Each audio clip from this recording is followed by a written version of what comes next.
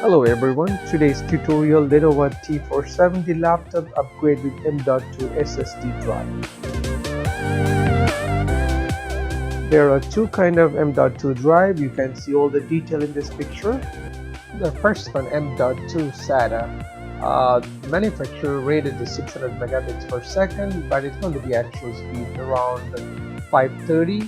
The other one is a PCIe. What they did it the 4 times faster than the SATA. It's going to be 2100 to 3500, but actually you're not going to get the 3500 megabits per second, somewhere around that area. Make sure you're buying the proper one because Lenovo T470 model only take PCIe, and you can see the both connectors are totally different, so make sure you're buying the right one. First we are starting off with removing the 6 screws back of the laptop. It's pretty straightforward. This is one of my favorite dual tool set. It's very easy to change the screw tip. You can change it Phillips, flat or square bits, and it's very small in the size. You can carry, especially for PC technician and electricians. It's one of the best tool. And make sure you keep small prying tool in order to easily separate the back panel from the motherboard case.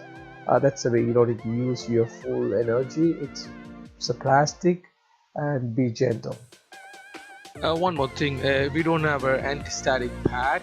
I'm using the anti-static glove. It's very important. You don't want to pass some static electricity and damage the motherboard or any chip on the board. So make sure use the anti-static pad or the glove which is compatible. They call anti-static glove. You can see I'm using the anti-static glove here.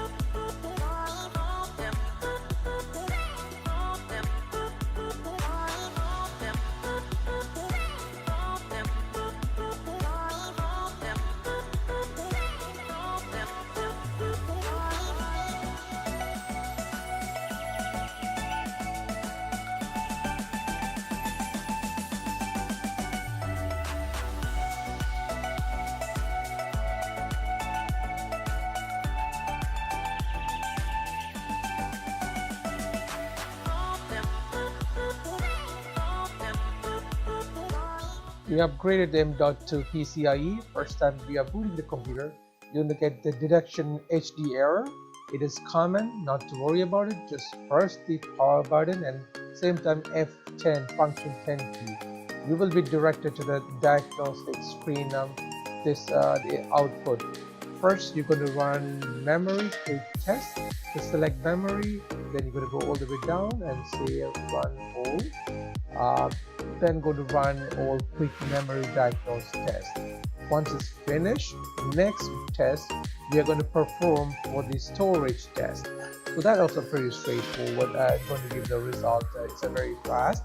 Once you've done it, that's all. You exit it out, and then you're going to boot the computer in the normal Windows 10 environment. That error will disappear. This is a common symptom. So when you search it on the web, and the people are putting on about this M.2E first HDD detection error. Not to worry, just run two tests.